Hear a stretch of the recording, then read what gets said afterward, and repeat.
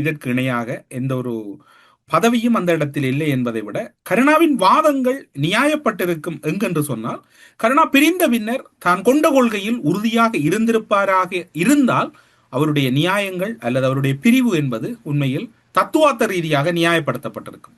அவர் கூறியவை அனைத்தும் பொய்ப்பித்தது அவருடைய வாழ்க்கை வரலாறாக இருக்கு. சண்டைகளை பொறுத்தவரையில் தமிழீழ விடுதலை புலிகள் அமைப்பிலே பல சண்டைகள் 1000 பேர் அல்லது 100 பேர் அல்லது 500 பேர் கொண்ட சண்டைகள் என்றுதான் எதிரி கடந்த காலங்களிலே நினைத்து கொண்டிருந்தது, அல்லது நம்முடைய போராளி கட்டமைப்புகளும் அந்த வகையில் தான் அதனை கட்டமைத்திருந்தார்கள். அந்த ரகசியங்கள் உடைக்கப்பட்டு பெரும் சண்டைகள் எல்லாம் அங்கு 100 பேர் அல்ல, அது 100 பேர் என்பது 10 பேர் என்று சொல்லியும், 500 பேர் என்பது அங்கு 50 பேர் என்று சொல்லியும், 1000 பேர் என்பது ஒரு வலிமையான 100 பேர் என்கின்ற தகவல் கருணாவால் பரிமாறப்பட்டதோடு மட்டுமல்லாது அங்கிருந்த பல இராணுவ ரகசியங்கள் உடைக்கப்படுகின்றன, தகர்க்கப்படுகின்றன. அதனை சுதாகரித்துக் கொண்ட தென்னிலங்கை அரசு அதற்கேற்றால் போல் தன்னுடைய படை நடவடிக்கைகளை நகர்த்துகிறது. அது ஒரு இனத்தினுடைய அழிவுக்கு வழிகோலுகின்றது, கருணாவினுடைய பிளவு. இதன் பின்னர் நீங்கள் பின்னூட்டங்களிலே சில வேளைகளை நேற்றைய தினமும் பலருடைய ஆதங்கத்துக்காகத்தான் இன்றைய தினம் இந்த உரையாடல் பகுதியை ஆரம்பிக்க வேண்டி இருக்கின்றது.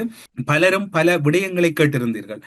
வாகரை பிரதேசத்திலே மக்கள் இராணுவ கட்டுப்பாட்டுக்குள் வருகின்ற போது துணை ஆயுத குழுக்களாக இருந்த கருணா பிள்ளையான் குழுக்களுடைய நிலைப்பாடு அப்படி இருந்தது, யுத்த நிறைவின் போது இபிடிபியினுடைய நிலைப்பாடு அப்படி இருந்தது என்ற பல கேள்விகளை பின்னூட்டங்களில் கேட்டிருந்தீர்கள். சிலர் எம்மை தொடர்பு கொள்ள வேண்டும் என்கின்ற ஆதங்கங்களை வெளிப்படுத்தி இருந்தீர்கள், தொடர்பு கொள்ள முடியவில்லை என்கின்ற கோபத்தையும் வெளிப்படுத்தி இருந்தீர்கள். நீங்கள் எம்மை தொடர்பு கொள்வதாக இருந்தால் எம்முடைய இணையதளம் தமிழ்வின் லங்காஸ்ரீ ஐபிசி போன்ற இணையதளங்களிலே எமது அலுவலக தொலைபேசி இலக்கங்கள் இருக்கிறது. அதனூடாக நீங்கள் எம்மை தொடர்பு கொள்ளலாம், உங்களுடைய இருக்கக்கூடிய தகவல்களை பகிர்ந்து கொள்ளலாம்.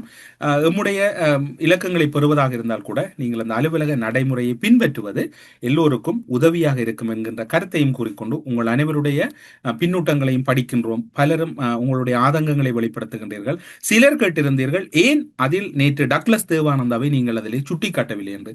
நேற்று உண்மையிலே எங்களுடைய வலி நிறைந்த நாள். அந்த நாட்களிலே துரோகிகளையும் அயோக்கியர்களையும் புடமிட்டு காட்டி அந்த நாளின் புனிதத்தன்மையை கெடுத்துவிடக் கூடாது என்பதில் மிக அவதானமாக இருந்த அந்த நிகழ்வை நாங்கள் அந்த நிகழ்ச்சியை செய்திருந்தோம். அந்த அடிப்படையில் தான் நீங்கள் கேட்ட அந்த பெயர்கள் தவிர்க்கப்பட்டது. இன்றைய தினம் அத்தனை பெயர்களும் அத்தனை நிலைப்பாடுகளும் நாங்கள் இதில் வெளிப்படுத்துகின்றோம். டக்ளஸ் தேவானந்தா யுத்தம் நிறைவடைகின்ற போது வெளிநாட்டில் இருந்த மஹிந்த ராஜபக்சவை வரவேற்பதற்காக விமான நிலையத்திலே ஓடி சென்று கட்டித் தழுவுகிறார் டக்ளஸ் தேவானந்தா. அந்த காணொலி நேற்றைய தினத்திலே இருந்தது. மீண்டும் அந்த காணொலி நீங்கள் கேட்டுக்கொண்டதற்கு இணங்க இன்றைய தினமும் அவை இந்த நிகழ்ச்சியில் ஒளிபரப்பப்படுகிறது. மேரட்டே ஜனதாவගේ ගෞරවයයි මේරටේ ජනතාවගේ උත්තමාචාරයයි ඔබට මේ පසුබිම වෙන ඔවුන්ගේ උත්තමාචාරය